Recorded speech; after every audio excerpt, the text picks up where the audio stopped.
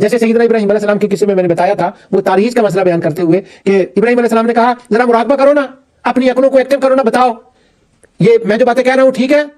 فرجعوا الی انفسہم، جب انہوں نے غور و فکر کیا تو کیا کہا؟ فقالوا انکم انتم الظالمون ثم نکسوا علی رؤوسہم، جھک گئے اور وہ جو حقیقت حال تھی وہ کہہ دی. وہ جو تھے نا اس کے جو مجاور تھے، اس کے پجاری کہتے ہیں ان کو، وہ بتوں کے جو تھے کائن تھے، انہوں نے وہ کہہ دیا لقد علمت ما هؤلاء. اب یہ کیوں تھا؟ یہ میں نے وہ مسئلہ تاریخ میں اس کی وہ وضاحت کر دی تھی. یہاں پر کیا ہے کہ دلائل کے بعد وہ کیا کہتے ہیں؟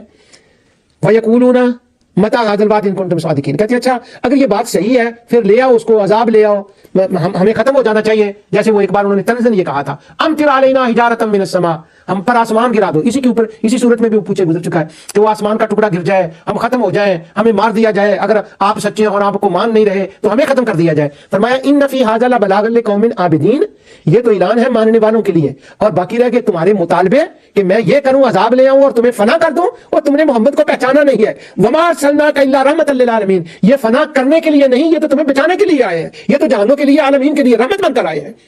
اور تم ان سے کیا مطالبہ کر رہے ہو؟ کائنات کے اندر جتنی رحمتیں ہیں وہ انہی کے وسیلے، انہی کے صدقے ہیں، اور وہ تو رحمت للعالمین بن کر آئے ہیں. اور حدیث اور تاریخ کے اندر کتنے واقعات ہمارے سامنے ہیں. لیکن یہاں جوڑ دیکھیں ذرا، پچھلے نبی بھی یہی کہتے آئے، اور آخر میں رسول اللہ صلی اللہ علیہ وسلم کا ذکر مبارک، تمام انبیاء اور وما ارسلناک الا رحمۃ للعالمین. کاش کہ سید ظفر اللہ شاہ صاحب کبھی اس پروگرام کو دیکھ رہے ہوتے. تو ختم نبوت کی یہ دلیل ہے، سارے نبیوں کے بعد آخر میں وما ارسلناک الا رحمۃ للعالمین فرمایا کہ اب میں نے اتنی رحمتیں جتنی کرنی تھی کائنات کے اندر وہ مصطفیٰ کے ذریعے سے فرما دی ہیں. اب کسی نئے آنے والے کی ضرورت نہیں ہے کہ وہ رحمت کا ذریعہ بنے، رحمت کا سبب بنے، یا کسی کے لیے رحمت بنے. بس ایک رحمت للعالمین نے کائنات کے اوپر وہ محیط ہے، سب کے لیے اس کی رحمت کافی ہے. سارے انبیاء کے بعد آپ کا ذکر، یہ ختم نبوت کی دلیل ہے. اور پھر آگے سبحان اللہ، قل انما یوحی الی انما الہکم الہ واحد فہل انتم مسلمون. اب وہ کنٹینیوٹی ہے، درمیان میں آقا دو جہاں صلی اللہ علیہ وسلم کی رحمت مبارکہ کا ذکر آ گیا تھا، پھر وہ بات پلٹ کے جس کو کہتے ہیں نا وہاں آ گئی. اب ان کا کیا اعتقاد ہے؟ پھر ورڈ آف دا اسٹریٹ. وہ شیخ احمد مجھے پھر یاد آتا ہے، نوجوان عالم، اس نے کہا ورڈ آف دا اسٹریٹ مطلب پنڈ والے کی کہیں دینے. اب وہ پنڈ والے کیا کہتے ہیں؟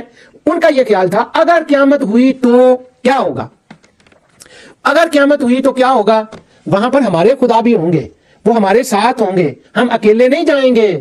وہ فرادہ کی آیتیں میں آگے تلاوت کروں گا، فردہ والی، ان کل من فی السماوات والارض الا آتی الرحمن عبدا.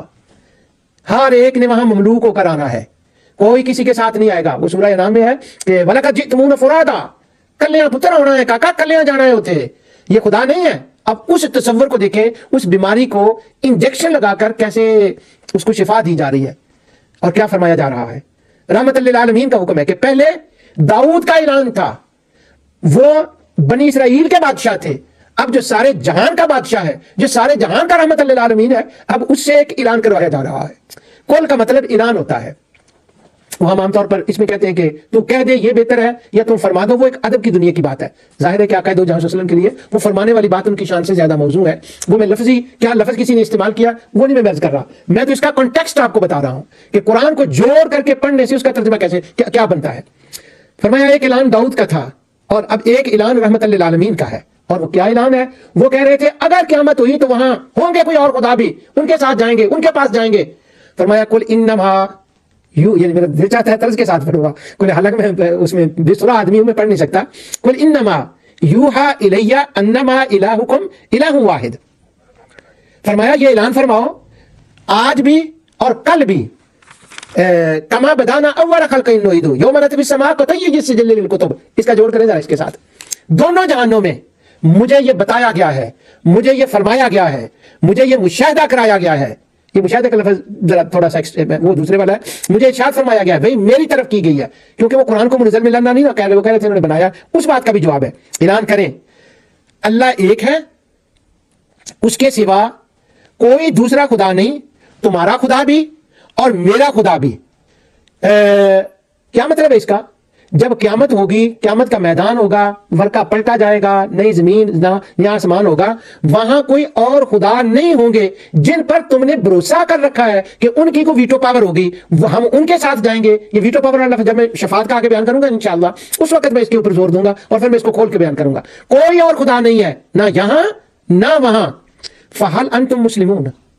اچھا تم بتاؤ، اتنی دلیلوں کے بعد تم اس بات کو اب بھی تسلیم نہیں کرتے کہ ہاں وہ بنانے والا بھی تنہا ہے، وہ چلانے والا بھی تنہا ہے، وہ فنا بھی فرمائے گا، وہ اعادہ بھی فرمائے گا، وہ قبروں سے زندہ بھی فرمائے گا، وہ حساب بھی کرے گا۔ اور باقی رہا تمہارا یہ خیال کہ اس کے پاس علم ہے کہ نہیں،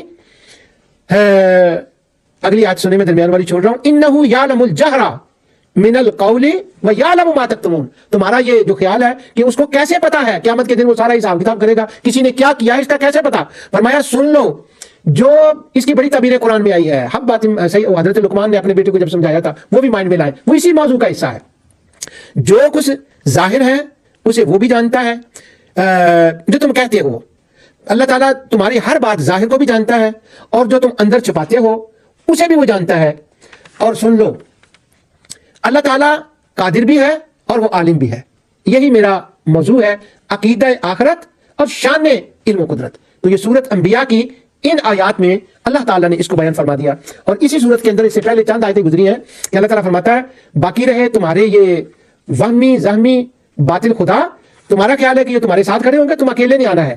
انکم وما تعبدون من دون اللہ حسب جہنم انتم لہا واردون لو کان ہؤلاء آلہۃ ما وردوها وکل فیہا خالدون۔ تم ان کو کہہ رہے ہو کہ ہمارا یہ خدا کے مقابلے میں کچھ کریں گے، ان کا تو یہ حال ہوگا وہاں پر۔ جو کچھ میں نے کہا اللہ تعالیٰ اسے قبول فرمائے، وما علیہ الا البلاغ۔